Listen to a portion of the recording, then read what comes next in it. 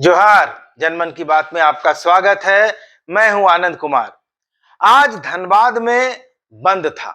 Chamber of commerce ने बंद बुलाया था और इसलिए बुलाया था कि धनबाद में लॉ एंड ऑर्डर, कानून व्यवस्था सरकार के नियंत्रण से बाहर हो गई है।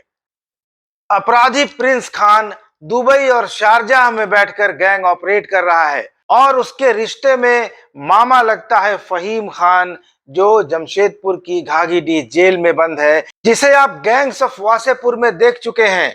नवाजुद्दीन सिद्दीकी ने वो किरदार निभाया था।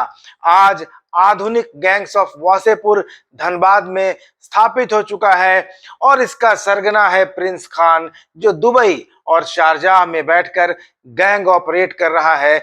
खुलेआम व्यापारियों को, व्यवसायियों को धमकियां दी जाती हैं, फिरौती वसूलने की मांग की जाती है और रकम नहीं देने पर दावा करके गोली मार दी जाती है और गोली मारने के बाद प्रिंस खान इसकी जिम्मेदारी भी लेता है। ये कहना है सरयू राय का। सरयू राय जमशेदपुर पूर्वी से विधायक हैं और धनबाद से उनका गहरा नाता है और इसलिए वे धनबाद को लेकर चिंतित भी रहते हैं। उन्होंने राज्य के मुख्य सचिव को चिट्ठी लिखी है। उनका कहना है कि मुख्यमंत्री को बोलकर कोई फायदा नहीं है, क्योंकि सरकार का जो सिस्टम है वो झारखंड में खत्म हो गया है। सरयू राय यह भी कहते हैं कि अगर स्थिति नहीं सुधरी तो वे दिल्ली जाएंगे, केंद्रीय गृह मंत्री से मिलेंगे, केंद्रीय गृह सचिव से मिलेंगे और वे मांग करेंगे कि आपातकाल लगा दिया जाए। कम से कम धनबाद वाले क्षेत्र में, अगर झारखंड में संभव नहीं हो तो कम से कम धनबाद के क्षेत्र में इमरजेंसी लगाई जाए, क्योंकि वहां हालात जो है बेकाबू हो गए हैं। एक डीआईजी में प्रोन्नत हो चुके अधिकारी को सीनियर एसपी बनाकर रखा गया है वहां पर, लेकिन कानून व्यवस्था किसी के कंट्रोल में नहीं है और ऐसा लगता है कि वहां जो आपराधिक गिरोह चल रहा है, रंगदारी चल रही है, हत्याएं हो रही हैं और कोयला चोरी का जो साम्राज्य है उसमें कहीं ना कहीं पुलिस भी मिली हुई है। राज्य के बड़े रसूखदार लोग मिले हुए हैं। सरयू राय बहुत सारी चीजों पर आज खुलकर बोले हैं, नियुक्तियों पर बोले हैं। उनका कहना है कि राज्य में जो सिस्टम है उस पर किसी का कंट्रोल नहीं है, युवाओं पर किसी का ध्यान नहीं है। और जब विधायकों की बातें, चार चार विधायकों ने डॉक्टर के लिए एक पैरवी की थी, क्योंकि उनकी पत्नी को संथाल परगना और उनको खुद को भवनाथपुर पलामू में पदस्थापित कर दिया गया था। राज्य के 4 विधायकों ने मुख्यमंत्री से पैरवी की। स्थापना समिति की बैठक में डॉक्टरों को, पति पत्नी को आसपास रखने की भी अनुशंसा हुई। मंत्री ने फैसला बदल दिया और मुख्यमंत्री ने 4 विधायकों के नाक रगड़ने के बावजूद मंत्री के फैसले को बरकरार रखा। तो ये कहना है सरयू राय का कि जब 4 विधायक नाक रगड़ते हैं और मुख्यमंत्री नहीं सुनते हैं, ऐसी सरकार से छात्र क्या उम्मीद लगा सकते हैं जब जनप्रतिनिधि की ही बात नहीं सुनी जाती। बहुत सारी चीजों पर आज सरयू राय खुलकर बोले हैं।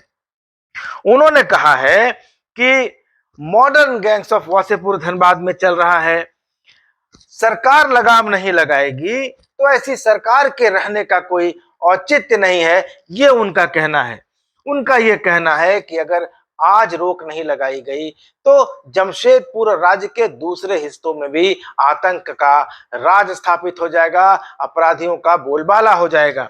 सरयू राय ये भी कह रहे हैं कि जैसे उत्तर प्रदेश में मुख्यमंत्री योगी आदित्यनाथ ने एसटीएफ बनाकर खुली छूट दे रखी है कि आप अपराधियों का जैसे मन करे वैसे सफाया करें, राज्य में कानून का राज स्थापित करें, उसी मॉडल पर झारखंड में काम होना चाहिए। लेकिन जो स्थिति है वो देखकर वो निराश भी होते हैं, हताश भी होते हैं।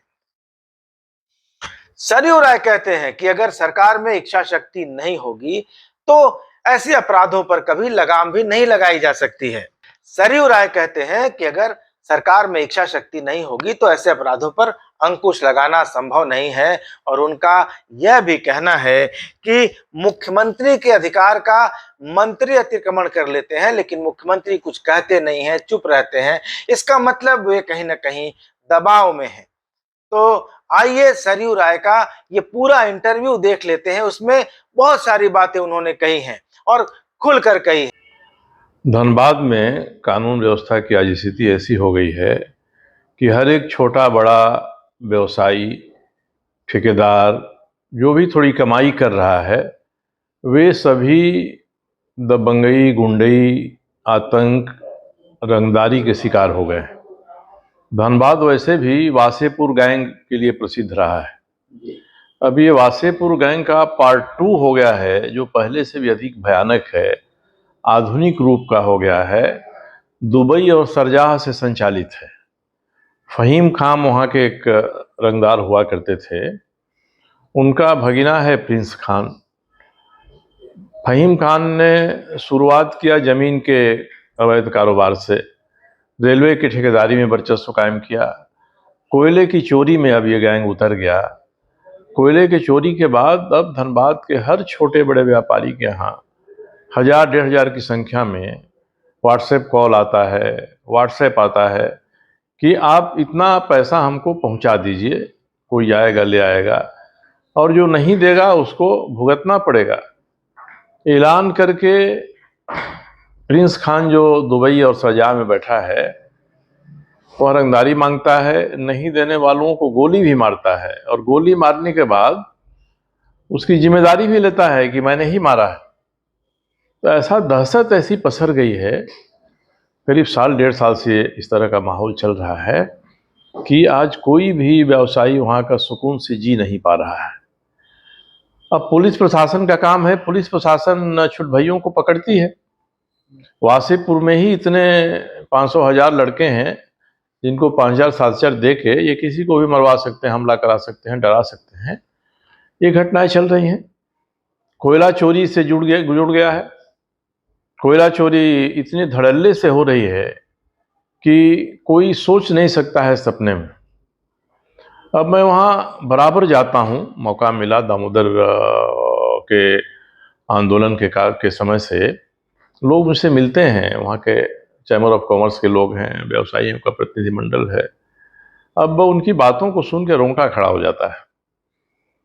और जो स्थिति है उसमें पुलिस और प्रशासन तो लगता है कि कुछ करने के लिए तैयार ही नहीं है। पुलिस में वहाँ के जो वरीय पुलिस अधीक्षक हैं, साल भर पहले उनका डीआईजी में प्रमोशन हो गया, सरकार ने उनको वहीं रखा है। मैं नहीं कहता हूँ कि वो कितने नेक हैं और कितने बेईमान हैं, ये अलग बात है, मगर इससे उनकी साख पर सवाल उठ रहा है, और उनकी साख पर जितना सवाल उठ रहा है उससे अधिक सरकार की साख पर सवाल उठ रहा है। सरकार क्यों एक अधिकारी को धनबाद में रखी हुई है जो सीनियर है, प्रमोशन हो गया है? अगर इसलिए रखी है कि कानून व्यवस्था सुधरे, कोयला की चोरी रुके, तो ये दिखाई पड़ना चाहिए, ये हो नहीं रहा है। ऐसी स्थिति में धनबाद का जो ये रोग है यह दूसरे शहरों में भी आएगा। अब जो फहीम खान है वो आज घाघी जेल में ही बंद है, जमशेदपुर घाघी जेल में बंद है। तो कल परसों घाघी जेल से भी उनका कारनामा शुरू हो सकता है, या कोई दूसरा खड़ा हो सकता है कि एक प्रिंस खान हुआ धनबाद में, तो कोई दूसरा यहाँ खड़ा हो जाए। ये है ही तो, जैसे रांची में लगातार हत्याएं हो रही हैं जमीन के मामले में, और अमन साव, अमन सिंह, अमन श्रीवास्तव, आपने सही कहा, ये गैंग है अलग अलग रूप के। तो धनबाद, रांची, बोकारो, जमशेदपुर, इस तरह से ये फैलता रहेगा, और पुलिस सामी हुई, दुबकी हुई रहेगी, तो ही माना जाएगा कि कोई ना कोई सांठ गांठ है। मतलब जो 70 और 80 के दशक का धनबाद था, जहाँ रोड पर गैंगवार होते थे, वैसी हालत है, उससे भी ज्यादा खराब हालत है। नहीं, उससे ज़्यादा खराब है। पहले के गैंगवार तो उन हथियारों से होते थे जो आज भोथरे कहे जाते हैं। आज तो आधुनिक हथियार हो गए हैं, और 70-80 के ज़माने में ये गैंग किसी विदेश से संचालित नहीं होता था। प्रिंस खान विदेश भाग गया, एक हैदर के नाम से उसने पासपोर्ट बनवाया। पासपोर्ट ऑफिस के लिए धनबाद पुलिस को जांच के लिए संदेश गया, मैसेज गया। जिसने जांच किया उसने पता तो ठीक बताया कि पता है, मगर हम गए तो हैदर वहाँ मिला ही नहीं। इसका मतलब कोई हैदर है, हैदर क्रिमिनल है कि रंगदार है, इसका कोई जिक्र नहीं हुआ। और पुलिस की रिपोर्ट चली गई, वेरिफिकेशन की रिपोर्ट, पासपोर्ट बन गया, टूरिस्ट वीज़ा के नाम पर वो विदेश गया। अब दुबई शारजाह में उसने अड्डा बना लिया है। तो पुलिस की भी तो गलती है, क्योंकि पुलिस तो फिजिकल वेरिफिकेशन भी करती है। पूरी 1 महीने तरह से पहले मेरा पासपोर्ट रिन्यूअल था, तो मुझे थाना बुलाया पूरे कागजात के साथ, मेरा पूरा वेरिफिकेशन किया, तब मुझे पासपोर्ट फिर दोबारा रिन्यू। नहीं, तो इसीलिए इस मामले में पुलिस ने वेरिफिकेशन करके और उसमें कुछ नहीं लिखा, केवल ये लिखा है कि वो आदमी वहाँ मिला नहीं। इस तरह का गोल मटोल दिया, पासपोर्ट बन गया, शारजाह से दुबई से अपना गैंग चला रहा है। तो इसका तो विदेश कनेक्शन हो गया है ना। पहले तो देसी, शुद्ध देसी लोग थे, और अब ये चल रहा है। तो इसमें पुलिस प्रशासन सक्रिय नहीं होगा, स्पेशल टास्क फोर्स अगर नहीं बनाया जाएगा, और जिस तरह से उत्तर प्रदेश में मुख्यमंत्री योगी आदित्यनाथ ने टास्क फोर्स बना के और पूरा छूट दे दिया कि जो करना है करो, अपराधियों का, रंगदारों का, दबंगों का, तो बड़े बड़े दबंग आज वहाँ घुटने पर आ गए हैं, कुछ तो इस दुनिया से ही चले गए। तो अगर इतना विल पावर नहीं होगी, इतनी दृढ़ इच्छा शक्ति सरकार में नहीं होगी, तो आज जो धनबाद में हो रहा है, कल दूसरे शहरों में भी ये छूत की बीमारी की तरह बढ़ेगा, जड़ जमाएगा। इसलिए हम लोगों की चिंता है कि सरकार नियंत्रण करे। अब धनबाद से जो चोरी हो रहा है कोयले का, वहाँ जाइए तो तरह तरह के कयास लगते हैं, कौन बड़ा अफसर, कौन बड़ा राजनीतिक, कौन इसको करा रहा है, किसी की कितनी हिस्सेदारी है। अब वहाँ कोयला की आउटसोर्सिंग खदानें चल रही हैं बीसीसीएल की। लोग बताते हैं कि जो आउटसोर्सिंग खदान वाले हैं वो खुद ही जितनी उनको एनवायरनमेंट क्लियरेंस मिला है कि हर महीने आपको इतना उत्पादन करना, उससे वो ज़्यादा करते हैं, और लद के ज़्यादा है चोर बाजारी में। लोग खुलेआम वहाँ कोयला का जो खजाने बंद हो गई हैं उनमें भी घुस कर और माइनिंग करते रहते हैं, एक्सीडेंट भी होता है। ये सब चीज़ें वहाँ हो रही हैं, मगर पुलिस प्रशासन को कोई इसकी चिंता नहीं है। तो आपकी तरफ से कुछ राजनीतिक पहल, या आप सरकार को किस तरह से उसका ध्यान खींचना चाहेंगे, या कुछ आपकी तरफ से कुछ? देखिए, मैंने आज वहाँ जो आंदोलन कर रहे हैं उनके एक चैम्बर के पदाधिकारी राजीव शर्मा हैं, मैंने सुबह उनसे बात किया और मैंने कहा कि देखिए, मैं धनबाद आता हूँ, इस मामले में भी जाऊँ तो कई कयास लगने लगते हैं कि धनबाद में मेरा इंटरेस्ट हो गया है, मैं सांसद का चुनाव लड़ रहा हूँ, इसलिए मैं संकोच करता हूँ धनबाद आने में। पर आप लोगों का जो आंदोलन है, मेरा पूरा समर्थन है, मैं सक्रिय होकर समर्थन करूँगा, और मैं सरकार पर जितना दबाव बन सकता है बनाने का प्रयास करूँगा। और ये सरकार नहीं होगी तो हम गृह मंत्री से, गृह सचिव से बात करेंगे भारत सरकार के कि साहब ऐसी स्थिति में आप आपातकाल लगाइए वहाँ, ये कंट्रोल नहीं हो रहा है और बढ़ते ही जा रहा है, उग्रवादियों का, आतंकियों का की दबंगी बढ़ते जा रही है, रंगदारी बढ़ते जा रही है। ये एक तरह से राज्य के विकास में सबसे बड़ी बाधा है। कोई धनबाद जाए और 10 लोगों से बात करे तो ये घर घर की कहानी हो गई है, कैसे कोयला चोरी होता है। मेरे पास तस्वीर है कि कोई भरोसा नहीं करेगा कि इतनी ऊंची थाक लगाई जा सकती है मोटरसाइकिल पर, और बैंक मोड़ जो इलाका वहाँ का पॉस है, वहाँ से गुजर रहा है, एक चला रहा है, एक पीछे खड़ा होकर इसे पकड़े हुए है। ये सारे इस तरह के चित्र आते हैं। मगर अब क्या हुआ है कि एक ऐसा अपराधी वहाँ हो गया है जो विदेश से फेस टाइम, व्हाट्सएप कॉल करता है। अगर 1000 को कॉल करता है तो 100 भी तो दब के उसको दे ही देते हो कुछ ना कुछ, और जो नहीं देता है हत्या करता है, खुलेआम कहता है कि मैंने हत्या किया है और आगे भी करूंगा जो हमारी बात नहीं मानेगा। मतलब जो 90 के दशक में दाऊद इब्राहिम, छोटा राजन जैसे चला रहे थे, हाँ बिल्कुल, उसी तरह का हो गया है, उसी तरह का हो गया है ये गैंग ऑफ वासेपुर का। इसीलिए हम कहते हैं कि ये मॉडर्न वर्जन है, गैंग ऑफ वासेपुर 2 की तरह का है, और इस पर लगाम सरकार नहीं लगाएगी तो सरकार के रहने का कोई औचित्य नहीं है। तो कानून व्यवस्था फेल है, जमीनों की इतनी लूट हो रही है, खनिजों की लूट हो रही है, तो सरकार को, शुरू में आपने भी सरकार के प्रति सहानुभूति जताई थी, आपको लगा था कि हेमंत सोरेन युवा हैं, कुछ करेंगे, लेकिन अब आपके ट्वीट से भी और आपकी भाषा से भी अब लग रहा है कि आप निराश हो चुके हैं इस सरकार से। आपकी जो उम्मीदें, निराश तो कहिए कम है, मैंने तो कई ठोस सबूत दिए, प्रमाण दिए, खास करके स्वास्थ्य के क्षेत्र में उन पर 1 सेंटीमीटर भी पहल नहीं होती है। और जो मुख्यमंत्री को अधिकार है ट्रांसफर पोस्टिंग का, या वित्तीय अधिकार है, उस वित्तीय अधिकार का उपयोग अगर कोई मंत्री अपने ही स्तर पर करने लगे और मुख्यमंत्री के संज्ञान में लाने के बाद भी वे इसमें करेक्शन नहीं करें तो क्या कहा जा सकता है? यही कहा जा सकता है कि गठबंधन की सरकार है, मुख्यमंत्री मजबूर हैं कि उनका जो सहयोगी दल है उसके मंत्री हैं वो जो चाहें करें, करते रहें। स्वास्थ्य क्षेत्र की स्थिति इतनी खराब है कि मैंने तो 2 RTI लगाया है स्वास्थ्य विभाग का। अगले 6 नवंबर को 1 महीना पूरा हो जाएगा। अभी तक कोई कुछ मिला नहीं है, हमको जवाब नहीं मिला है। मिला आपको तो मुकदमे मिले हैं? नहीं, मुकदमे मिले हैं। अभी मैंने सूचना अधिकार में RTI में सूचनाएं मांगी हैं। आपकी खबर चलाने पर मुझे भी नोटिस मिली। तो वो सूचनाएं नहीं मिल रही हैं। और अब तो जो सिविल सर्जन के ट्रांसफर पोस्टिंग हो रहे हैं बार बार, और मुझे पक्की खबर मिली है, मैंने पूछा भी है नेशनल हेल्थ मिशन से कि आपने कितना पैसा किस सिविल सर्जन को दवा और उपस्कर खरीद के लिए दिया है, जरा ये बता दीजिए। उसकी खरीद कैसे हो रही है?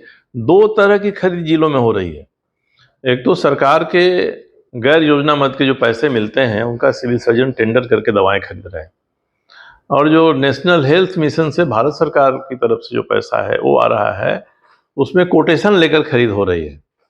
और एक ही 2 लोग हैं जो पूरे दवाओं की आपूर्ति कर रहे हैं। ये साफ है। और सिविल सर्जन का ट्रांसफर इसीलिए होता है कि इसमें से कौन कितनी हिस्सेदारी देने के लिए काबिल है, इसलिए धड़ाधड़ ट्रांसफर हो रहे हैं। अभी 4 बार ट्रांसफर हुए हैं 2 महीने में। मैंने लिखा भी है चीफ सेक्रेटरी को कि आप 4500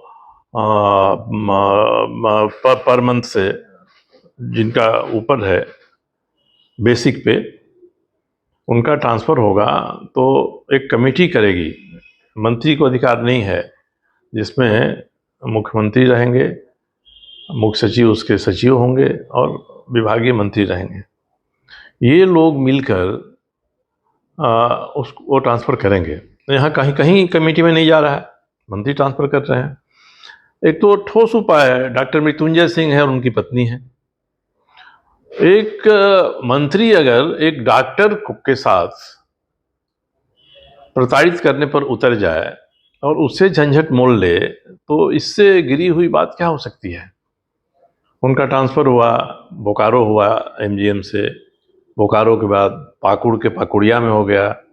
उतना से संतोष नहीं हुआ तो स्वास्थ्य मंत्री ने उनकी पत्नी का ट्रांसफ़र भवनाथपुर कर दिया, गढ़वा जिले में, जबकि नियम के हिसाब से पति और पत्नी को नज़दीक के स्थानों पर आपको रखना है।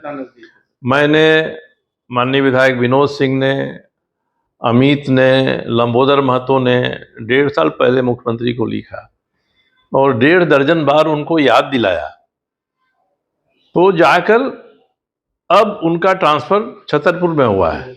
मगर इसमें भी जो स्थापना समिति है विभाग की स्थापना समिति ने जो प्रस्ताव दिया है कि उनको सरायकेला में कहीं आसपास प्रस्थापित किया जाए, तो मंत्री ने बदल दिया स्थापना समिति के निर्णय को, और वह फाइल मुख्यमंत्री के यहाँ गई तो मुख्यमंत्री ने भी मंत्री के ही आदेश पर मुहर लगा दिया। तो जिस मामले में 4 विधायक मुख्यमंत्री के यहाँ नाक रगड़ते रहे हैं 1.5 साल तक, उस मामले में भी मुख्यमंत्री का रवैया ऐसा हुआ तो हम लोग क्या मानेंगे कि मुख्यमंत्री का कोई नियंत्रण स्वास्थ्य विभाग पर नहीं है, और स्वास्थ्य विभाग में जो भी चल रहा है नहीं है, या फिर कोई ऐसी बात हो जिसमें नियंत्रण नहीं, या मजबूरी होगी उनकी कि कांग्रेस के लोग एकजुट होकर हमको नहीं करने देंगे। मगर इस तरह की चीज़ें हो रही हैं। अगर SP का प्रमोशन DIG में हो गया तब भी उसको SP बनाए रखेंगे, और कहीं 6 महीने में बदल दिए जाते हैं सीनियर SP लोग।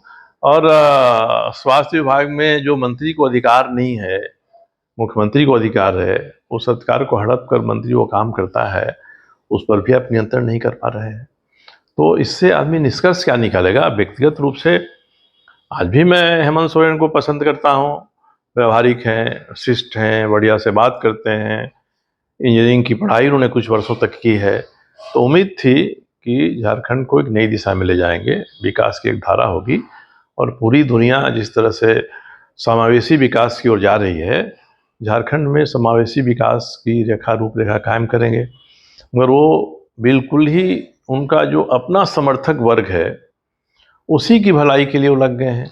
संविधान जितनी अनुमति देता है किसी व्यक्ति को, जो मुख्यमंत्री है या किसी सरकार को जो शासन में है, उससे आगे कदम बढ़ाएंगे तो आपका वह निर्णय लागू नहीं हो सकेगा।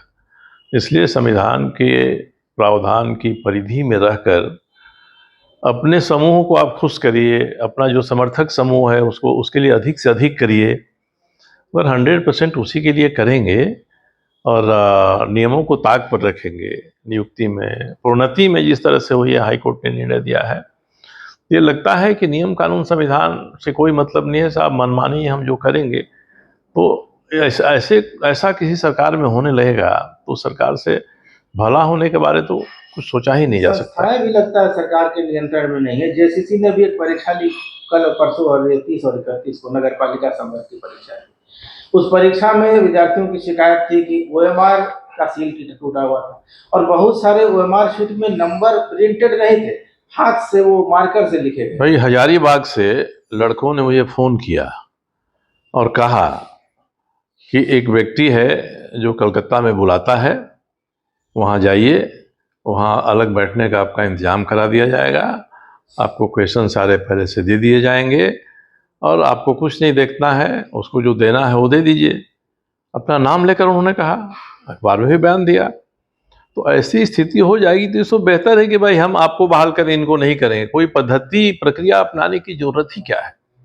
अब ऐसी स्थिति में तो विद्यार्थियों का मनोबल टूटेगा। युवा मुख्यमंत्री हैं, युवा हित का, युवा को ज्ञान समृद्ध बनाने का, युवा को स्किल करने का काम तो ये होना चाहिए ताकि वो अपने पैर पर खड़ा हो जाए। सरकारी नौकरियां तो मुट्ठी भर भी नहीं है। सरकारी नौकरी के भरोसे कोई चाहे कि अपने समाज का, अपने समूह का, अपने समर्थक वर्ग का हम विकास कर देंगे तो ये असंभव है जब तक हम उसको ज्ञानवान गुणवान नहीं बनाएंगे। तो ये सारी चीज़ें तो शून्य हैं। अब तो विशाल चौधरी के ही फर्म को स्किल डेवलपमेंट का आदेश मिलने वाला ऐसा अखबारों ने छापा है। तो ये सब जब चीज़ें हो जाएंगी तो भरोसा टूट जाएगा। इसलिए आज की सरकार का सिस्टम पर कोई नियंत्रण नहीं है। सिस्टम बेलगाम हो गया है, या कहा जाए कि सिस्टम ही नहीं है। तो तकलीफ इसी को देखकर होती है कि हम लोग भी अपनी भूमिका इसमें पूरी ईमानदारी के साथ नहीं निभा पा रहे हैं। जितना हम लोगों को करना चाहिए, जितनी आवाज़ उठानी चाहिए इसके खिलाफ में, उतनी आवाज़ हम लोग नहीं उठा पा रहे हैं। क्योंकि जहां आप कहाँ शिकायत करेंगे, कोई एक गड़बड़ी है, शिकायत करने वाले के यहाँ जाइए तो लगता है कि वही उसका संरक्षक है। तो इस तरह की हताशा का वातावरण जब हम लोगों के भीतर घर करने लगा है, तो नौजवान हैं, विद्यार्थी हैं, जिनको अपना कैरियर देखना है, वे क्या सोचते होंगे, इसी से आप इसकी कल्पना कर सकते हैं। तो दोस्तों, राज्य में कानून व्यवस्था की स्थिति क्या है, धनबाद की हालत के बारे में आपने सुन लिया है। छात्र जिस तरह से बेहाल है, बेचैन है, नौकरियां नहीं मिल रही हैं, स्टेट का सिस्टम ध्वस्त हो गया है, ये सब बातें सरयू राय कह रहे हैं। आप इन बातों पर क्या सोचते हैं? अपनी प्रतिक्रिया कमेंट बॉक्स में जरूर दीजिएगा। चैनल को सब्सक्राइब करना मत भूलिएगा। अगले वीडियो में मुलाकात होगी, तब तक इजाजत दीजिए। धन्यवाद, नमस्कार।